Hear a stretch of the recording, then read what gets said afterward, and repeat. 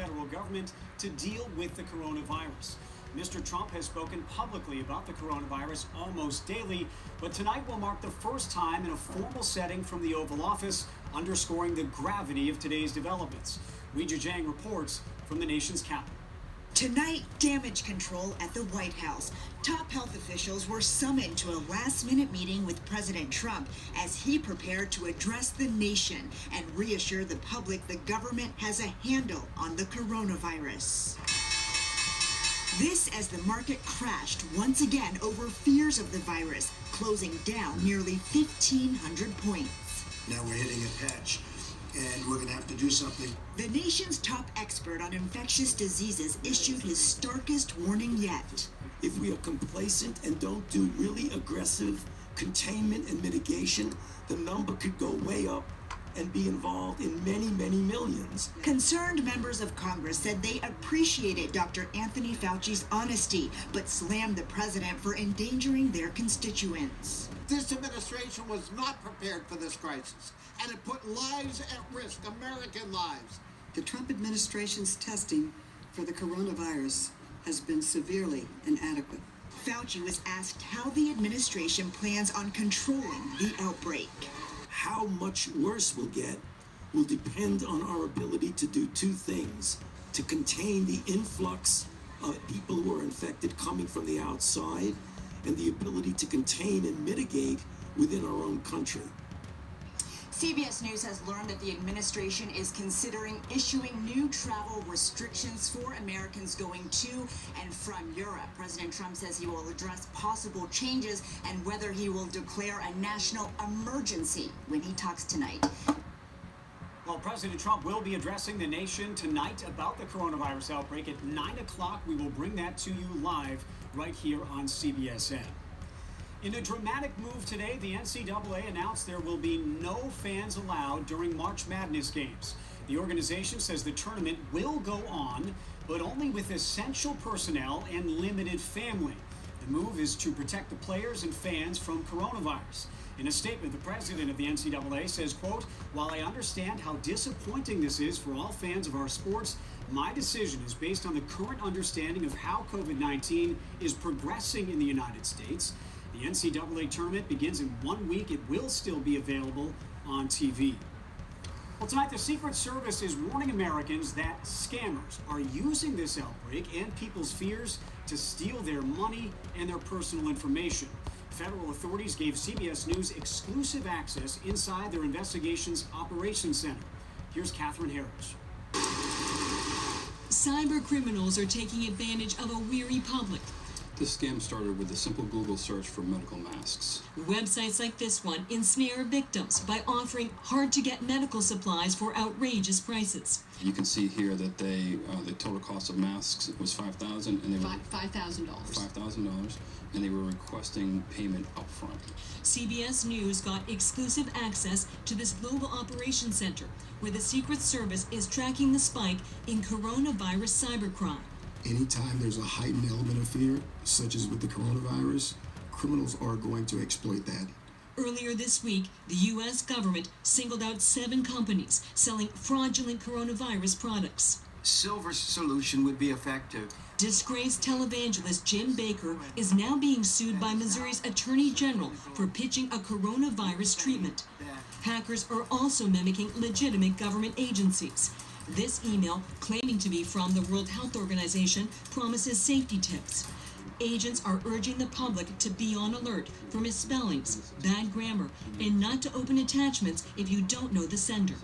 As the fear of the virus increases, expect to see additional emails in your inbox with bad intentions. With more Americans working from home in the weeks ahead, the Secret Service says the risk will only increase. Separately, CBS News reached out to Jim Baker for comment, and there was no immediate response. Here in Massachusetts, the number of coronavirus cases grew once again today. A total of 95 people have now tested positive for coronavirus in the state. 6 of those cases now confirmed by the CDC. Mike LaCrosse has the latest from Boston. We are working 24/7 to address this. More than 400 people in Massachusetts are under self-quarantine right now because of the coronavirus. This as health officials are still investigating how the virus spread person to person in the western part of the state. What we're seeing in Berkshire County is that there may be signs of localized community spread. It's individuals where we're not sure how they contracted it. Seniors like Tom Gallant are most at risk for contracting the coronavirus. I'm concerned, but I'm not worried about it. The 90-year-old Needham resident would be spending time with his friends inside the town's senior center, but it's closed because of the coronavirus. He understands the precaution. It's a good thing. I hate to see it closed. Most of the people that come here, this is part of their life, an important part of their life, you know. The center at the Heights is closed until further notice. On a typical Wednesday, there will be about 80 people using the building. It's unfortunate that we can't serve them, but we're taking the steps we took out of an abundance of caution to protect the seniors' health. The town is doing a thorough cleaning of the building and its shuttle buses, while staff offers information to seniors over the phone. Center at the Heights, this is Sunshine. May I help you? I missed the place already, and it's only been a day. And state health officials say they're waiting for a shipment of supplies from the national stockpile. These are supplies that will help protect healthcare workers as they address the coronavirus. Reporting from outside the house, I'm Mike LaCrosse, CBSN Boston. Well, students all over the country are feeling the effects of coronavirus. Just today, Boston University, Northeastern, and the entire UMass system announced that they are joining a growing list of schools moving classes online. Tens of thousands of students have been told to stay home. As Nick Emmons reports, many are left scrambling tonight. Yeah, so just yesterday we saw a handful of local colleges and universities make that switch to online courses, and again today, one by one, we saw a wave of announcements for local students. Concerns about coronavirus having a major impact on campus life in Boston. Better safe than sorry, I guess. Northeastern announced today that all classes will be moved online starting tomorrow morning, but the school says it is not asking students to move out of residences. For us, I think what's going to happen, they're going to record lectures and be like, this is the lecture, answer the questions. Boston University also made the decision to move classes online starting next week. It is just to take precautions and make sure that their students are safe, so honestly, I think that's a decent move to have made. BU is on spring break right now. Online courses will be held from March 16th through April 13th, but the school strongly advises students not return after spring break. But residences and dining halls will remain open, and that's welcome news for freshman Pamela Ruiz, a low-income student from South Texas. Honestly, I'm really glad that they said you can stay if you need to stay. Where would you go if you couldn't stay? Yeah, I don't know. Some 75,000 students at all 5 UMass campuses were also told to not return from spring break until at least April 3rd. All classes will be online. While students understand the decision to take precautions, some are wondering how their studies will be affected now that they can't be in the classroom. I'm not sure, so I'm a pre-med student, so I'm taking chem and bio. We have 3-hour labs for each class. I'm an architecture student, so we have studio classes, so... There's still kind of a lot of questions that you have on how things are going to work. Yeah, it's kind of up in the air.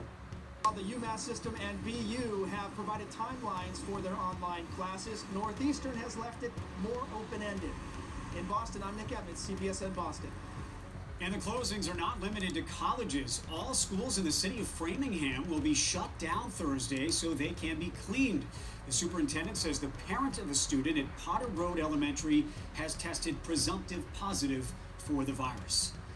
Well, for viewers watching CBSN around the world, you are watching CBSN Boston because our national headquarters in New York is closed for cleaning after 2 employees tested positive for coronavirus. This is CBSN Boston, and we'll be right back.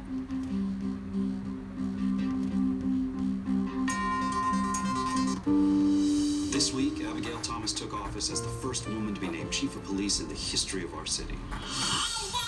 We need to get out in the community and make some noise. I'm not sending people out to bust heads so some dinosaurs can feel good about themselves. We're going to defuse that bomb out there so everybody gets home safe. If I fail, it will be 20 years before they give another woman this job. Oh, look. You look like the chief of police. Edie Falco is Tommy. Thursdays on CBS.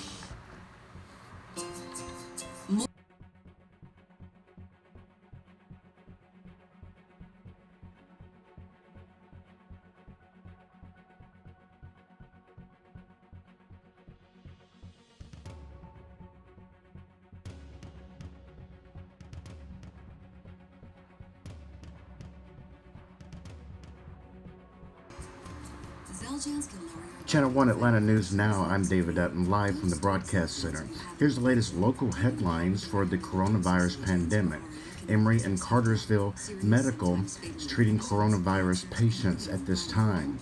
Another Woodland Middle School teacher in South Fulton County sickened with the virus. Georgia governor asked for $100 million in emergency aid. And the St. Patrick's Day Parade in Savannah and downtown Atlanta have been canceled. Those are the latest local coronavirus pandemic updates. Stay with us all night for more. In the meantime, we're waiting for President Trump on the national level to address the nation from the White House this evening. We'll carry that live for you at 9 p.m. Eastern Time. And again, if you just joined us a few moments ago, CBS, which is the network that we're getting the latest information from at this point as our coverage continues tonight, at 7 o'clock Eastern tonight, the main CBS headquarters in New York had to shut down because of 2 employees there may have the virus, so they've shut the CBS News headquarters in New York down temporarily until they clean the building. You're watching CBSN from Boston. Here's our coverage of the coronavirus pandemic continues.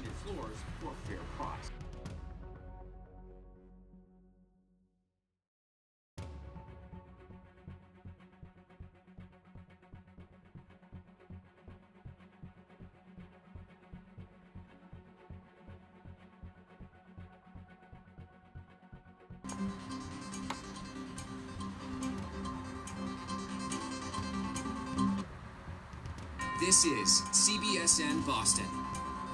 Well, for those watching CBSN around the world, you are watching CBSN because our national headquarters in New York is closed for cleaning after 2 employees tested positive for coronavirus. We will continue to provide updates for viewers throughout the night. Well, now to the race for president. Bernie Sanders says he is still in the race despite a strong showing from former Vice President Joe Biden in Tuesday's primary contest. CBS News' Skylar Henry has more details from the White House. Bernie Sanders announced he is staying in the race, but admits he has work to do if he wants to beat Joe Biden. While our campaign has won the ideological debate, we are losing the debate over electability. Pressure within the party is expected to mount for Senator Sanders to abandon his challenge after he lost 4 of the states voting Tuesday. But Sanders says he can win with the support of young voters. I say to the Democratic establishment, in order to win in the future, you need to win the voters who represent the future of our country. Biden is asking all of Sanders supporters, young and old, to join him. I want to thank Bernie Sanders and his supporters for their tireless energy and their passion. We share a common goal, and together we'll defeat Donald Trump. Sanders also emphasized that President Trump must be defeated. It's unclear what campaign events will look like moving forward, with growing concerns about the spread of coronavirus. Both Biden and Sanders heeded health officials' warnings against large gatherings and canceled campaign events in Ohio last night. I've said all along that we would follow the guidance of the CDC, state and local officials, and public health officials with respect to our campaign events. We'll continue to do that. There won't be a live audience this weekend when Biden and Sanders debate each other in Phoenix. Arizona is one of 4 states voting next Tuesday, with more than 500 delegates at stake. Skylar Henry, CBS News, the White House. Well, the coronavirus is now affecting nonprofits. Massachusetts alone is home to thousands of organizations that work on education, healthcare, and to help the most vulnerable among us. But the virus is forcing cancellations of events that provide the money that those groups need to do their important work. Here's David Wade. This situation is unprecedented. At the Easter Seals of Massachusetts office, President Paul Medeiros is concerned about the bottom line. That's because they had to cancel their Evening of Empowerment, their biggest fundraiser. That event can bring in as much as $250,000 to the organization, which is, over a quarter of our fundraising in a year. They felt they just couldn't risk a gathering of several thousand people, but the loss could hurt the people they're trying to help. I do worry for the impact to our clients who really rely on services from our organization and others. In the past couple of days, the number of cancellations has skyrocketed. Jim Clockey heads the Massachusetts Nonprofit Network. Some of the desks in their Boston office are empty because staffers are working from home because of the coronavirus. The MNN represents about 700 nonprofits. Some are worried about being able to maintain their helping missions. Most nonprofits run on thin margins, so you try to make every dollar count. When something like this comes along, you worry that you can't do everything you need to for everybody. The nonprofit sector also employs hundreds of thousands of people in Massachusetts. One of the biggest economic sectors in the state, so if there is a slowdown, it would present challenges for people who work for nonprofits. So now groups like Easter Seals have to figure out how to make up for these losses. And they're not alone. This is fundraising season, so if the virus continues to spread, the effects on nonprofits will only grow. I'm David Wade, CBSN, Boston. Uber and Lyft are taking a number of steps to address coronavirus. Both companies say they could suspend driver or rider accounts if they test positive and will provide financial assistance for up to 2 weeks if a driver is asked to self-quarantine. Uber also says it is distributing cleaning products to its drivers to help keep their vehicles clean. Let's get a check of the weather now with meteorologist Sarah Robleski. Another bright, sunny day today, Sarah. Yeah, especially across... Virus came from bats. Bats gathered in China for food. A vet here captured one, and in a containment cage, she showed it to me. And why bats? How confident are you that the coronavirus came from bats? So I'm probably 90% confident that the new coronavirus came from bats. The initial contamination, she says, likely happened here at a filthy animal market in Wuhan, China. Someone there, she believes, butchered a bat, came into contact with its blood or urine, and then touched his or her mouth or nose.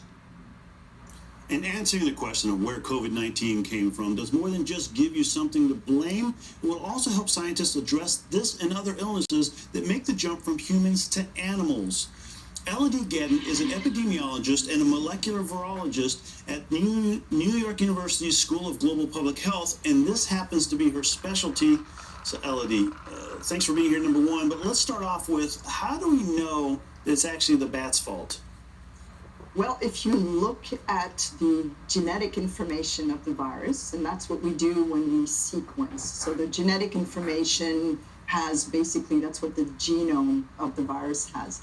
And this indicates what the provenance... This is Channel 1 Atlanta's continuing coverage of the coronavirus pandemic. Good evening to you. I'm David Dutton from the Broadcast Center here in Atlanta. The President of the United States is going to address the nation on this pandemic in just a few moments. Stay with us as our live coverage continues. This is continuing local, national, and worldwide coverage of this major breaking news event. Please stay with us as our 24-hour coverage continues here on the networks of Channel 1 Atlanta.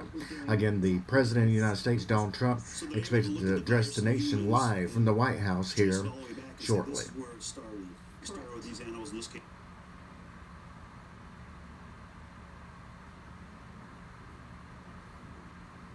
Bats. That's right. If you compare that information, it's basically so similar that of the virus in humans had to be a bat virus.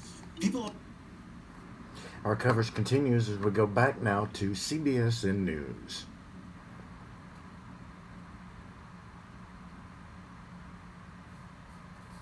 From the school community of the Elliott K-8 school community in the North End has tested positive for coronavirus. We know that they were at one of the schools on the campus there, so they're shutting down that campus. It's 3 schools, the Elliott K-8 school community, until Thursday, March 19th. They're going to close down just out of an abundance of caution, checking if anyone came in contact with that person, and of course, disinfecting the school as well.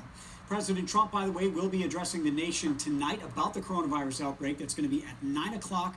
We will carry that live for you right here on CBSN. We'll be right back.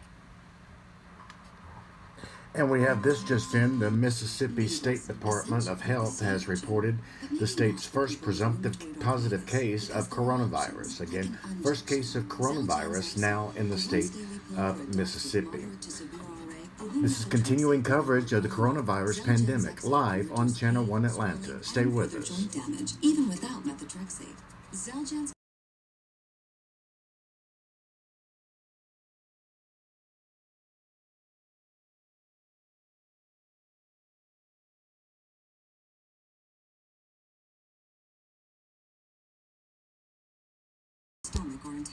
Please stand by, as in about 7 minutes or so, we should be going live to the White House as President of the United States is going to address the nation on the coronavirus pandemic. Stay with us. Needles.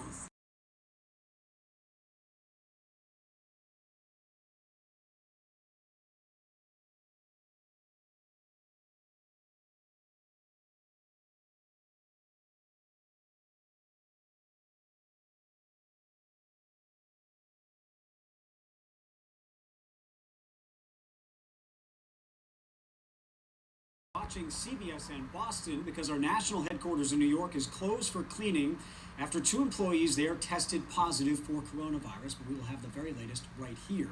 Now, with all the unknowns in the coronavirus outbreak, a lot of people are worried, but are you too anxious? We're checking back in with our Dr. Malika Marshall and Lisa Hughes with some strategies to help calm your fears.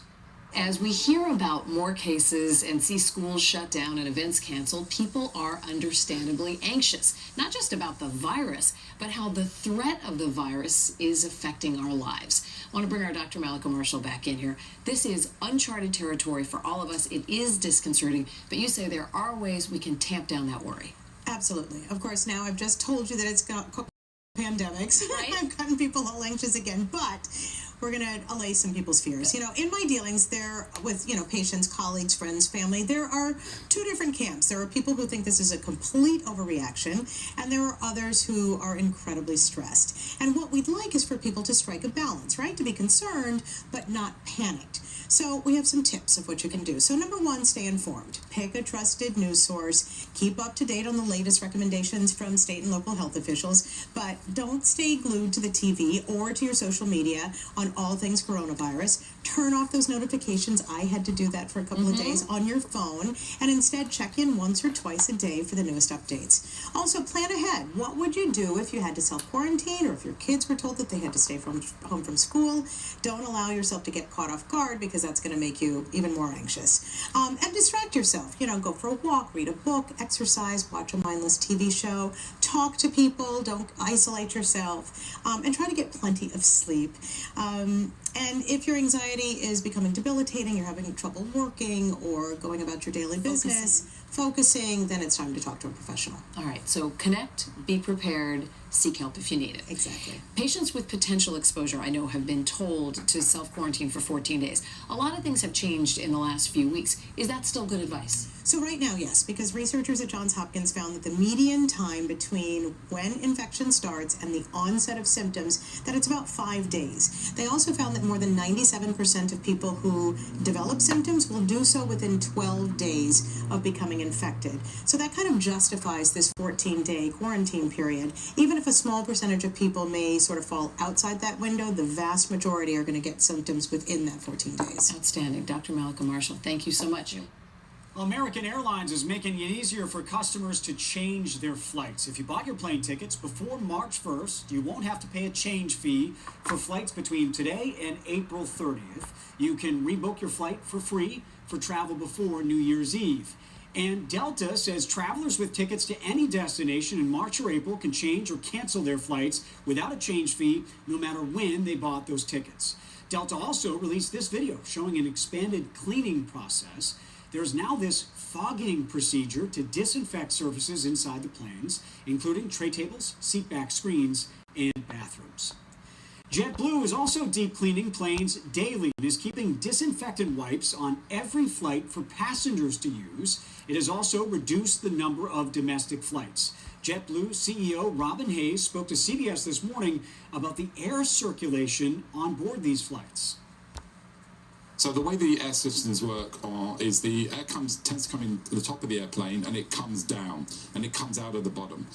Air is recycled on average every 3 minutes in the cabin, and we use what's called HEPA filters. These are hospital-grade filters, mechanical filters that capture particles that are in the cabin, really to a 99.99% efficiency. So the air is very high quality. The air is better than most places that you would spend every day. All airlines also urge people not to fly if you don't feel 100%. For viewers watching CBSN around the world, you're watching CBSN Boston because our national headquarters in New York is closed for cleaning after 2 employees there tested positive for coronavirus. But we will be with you in the meantime, and we'll be right back. Mornings were made for better.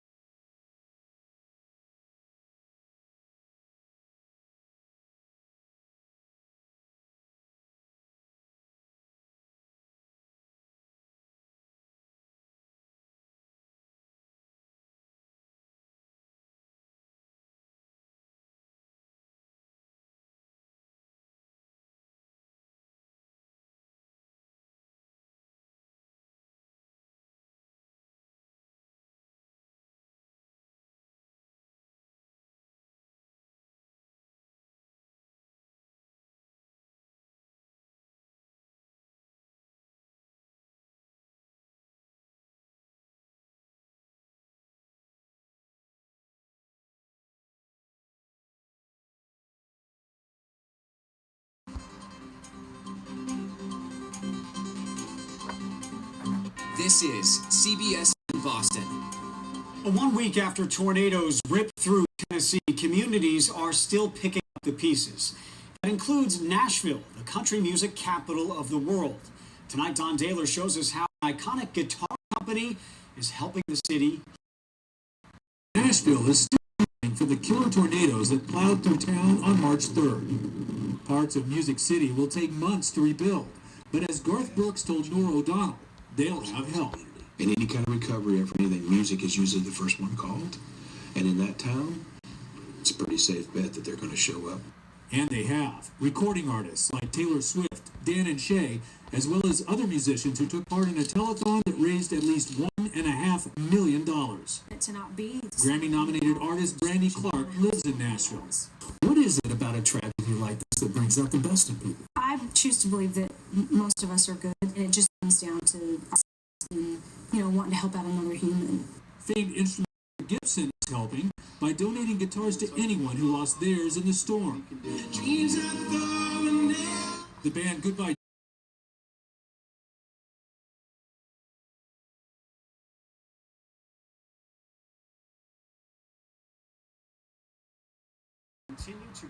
This is Channel 1 Atlanta News Now Live. Good evening, I'm David Dutton from the Broadcast Center in Atlanta. 2 CBS News employees have tested positive for the coronavirus. Thus, the CBS television network in New York has been shut down and closed as people go in and clean the building. You're watching video from CBS in Boston at this hour, is where we're getting our video news feed from. We have a statement that has just come in now from Tom Hanks, the actor, and his wife have tested positive, apparently, for the coronavirus. He says, "Hello, folks. Rita and I are down here in Australia. We felt a bit tired, like we had a cold and some body aches. Rita had some chills and came and went. Slight fevers, too. To play things right, as is needed in the world right now, we were tested for the coronavirus and found to be positive. Well, now what to do next? The medical officials have protocols that must be followed. We, the Hanks, will be tested, observed, and isolated for as long as the public health and safety requires. Not much more that we can do in a one day at a time approach. We'll keep the world posted and updated. Take care of yourselves, everyone. Hank. And he's showing a picture of gloves and some sort of biohazard bag here. This statement that he posted on Twitter about 8 minutes ago. Again, if you're just joining us, Tom Hanks and his wife testing positive for coronavirus. Go back now live to CBS Boston. The state has deployed the National Guard to the New York City suburb to help with sanitizing public spaces and distributing meals to students of shuttered schools who usually rely on their breakfast and lunch programs. The National Guard will be here in a very helpful logistical and organizational support capacity. It's not as though New Rochelle is going to become a militarized community. We're not going to have checkpoints at the border of the containment zone and so forth. The state is also bringing in a testing facility here to New Rochelle inside the containment area in an attempt to help those people who believe they have the virus from spreading it. Meg Oliver, CBS News, New Rochelle, New York. Now, in hard-hit Washington state, the governor is announcing dramatic measures to try to slow the outbreak, saying he wants to, quote, look at what is coming, not just what's here today. Jonathan Vigliotti is in Seattle tonight. This is an extremely dangerous event that we are facing. Governor Jay Inslee took dramatic steps to curb the spread of the coronavirus, banning gatherings of more than 250 people in 3 of the state's most populous counties. And the decisions we probably will be making in the upcoming days are going to be profoundly disturbing to a lot of the ways we live our lives today. The ban, which goes through the end of March, would primarily cover professional sporting events and religious gatherings. All told, 4 million people are being asked to limit their risk of exposure. Seattle just closed its schools, the first major city to do so.